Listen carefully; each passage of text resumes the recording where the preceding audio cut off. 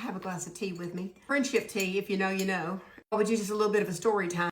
I have a lot of new followers. Everybody's a new follower, I think, because I just started making content in September. And so everybody's new, but I mean, I just got on here and cried on November 15th about hitting 100,000. And right now I'm sitting at about 200 followers away from 200,000. It's not even been a month. So I've told this story before, but maybe for the first 100,000 people.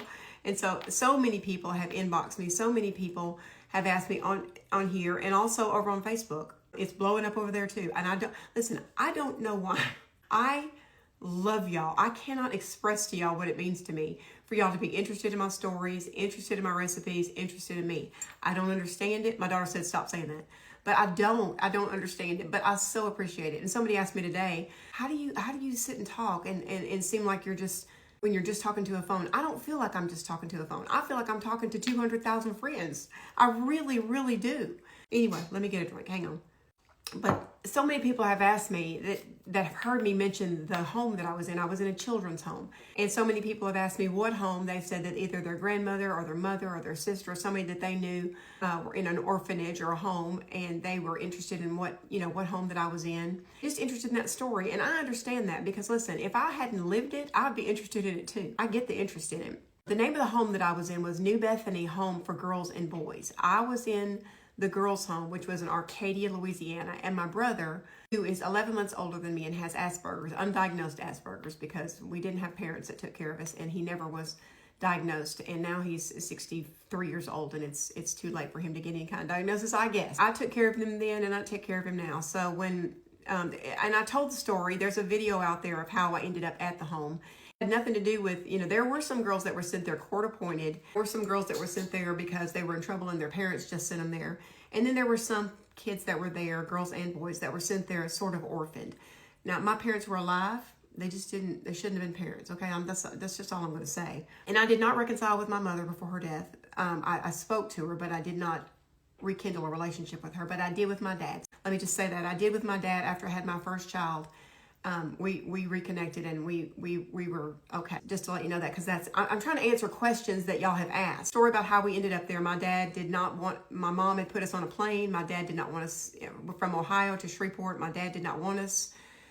So instead of sending us back to her, which we had done many, many times in our 12 and 13 years on this earth, many, many times, he just decided he was going to end this once and for all. And he just loaded us up in a car one day. We did not know where we were going. We went with the clothes on our back to these homes that we were going to. I was so scared for my brother because I took care of him, and he needed me. He needs me now, and I still take care of him. I was very scared for him. I was not scared for me. I had survived so much before the home that I was just, I'm the kind of person that I'm going to adapt. And I knew that I would be okay. And I was okay. And the home was not a good place. It was not.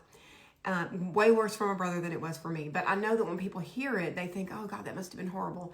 And it was. But listen, my life before the home was so much worse than my life in the home that it was a reprieve. I was there for 4 years, from 13, or I got there just before I turned 13 until after I graduated at 18. And after I graduated, I stayed there and I taught kindergarten, believe it or not. And my diploma was probably not even real. I have no transcripts with the state of Louisiana or anything, because Brother Matt believed in separation of church and state. We had an ACE school, which was basically we taught ourselves.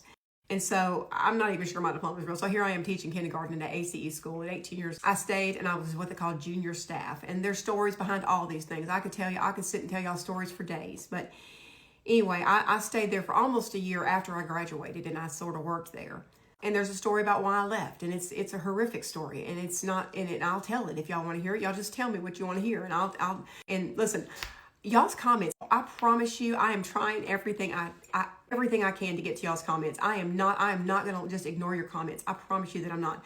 But with 200,000 followers now here, I again, don't know how it happened. I'm also blowing up over there on the Book of Faces, as Mama Talk calls it. Again, I don't know how. I'm just taking these videos and putting them over there, and the same thing's happening over there. I've got inbox messages on the videos, and I'm trying to get to every one of them. I would have to shut down everything I have to do in my life and sit and answer comments. And I'm not complaining. I am so thankful, y'all. I am so thankful. I just want you to know that I'm not ignoring y'all, that I'm not just blowing off your questions and your comments and your sweet, encouraging words to me and about my blue kitchen and all the things. I see them. I see most of them. I don't see all of them, but I see them, and I'm trying to respond. But anyway, so I left when I was 18, and life was rough after the home as well. I told the story before where I don't believe in victimhood whatsoever. And I just decided, that I was not going to allow whatever had happened to me in my childhood or the home or anything else to dictate my life. And I didn't want to be my mother. I wanted to be the complete opposite of her. That's sad to say. She's not alive. My dad's not alive. Neither one of them. I just didn't want to. So I decided that I could take what happened to me and have every excuse in the world to not have a good life and to blame it on poor everything that happened to me. I can't do better than I'm doing. But I just didn't. I just didn't believe that was going to be the way for me. And it just wasn't. And so I met my husband, married him 11 weeks later. We were pregnant with Hunter. Some of y'all met Hunter the other night on my new taco ring, his taco ring video, and my makeup tutorial on live. And y'all, we have so much fun on these lives. I'm gonna go live here in a little while. But anyway, I married my husband 11 weeks. We've been married for 35 years. This month in November, we're married 35 years happily. We have 5 grandbabies. My oldest is 14. My youngest is a year old. And we're just living life over here in Keithville, Louisiana. And so, again, it's completely shocking to me, completely and utterly shocking that y'all are interested in me and my story. But I am so thankful for it. I am so thankful for it. I'm having the time of my life over here. And I'm trying to get y'all some more recipes. My husband's gone hunting. It's just me here tonight, and I just didn't want to cook for just me, so I just didn't. But anyway, I just thought I'd sit and talk to y'all for a minute and try to answer some of y'all's questions. I'm trying to think of anything else y'all have asked it. Continue to ask. If I miss it, ask me again. I'll find it somewhere. I'm trying. But thank you so much, and I love everyone. And thank you. All I can say is thank y'all.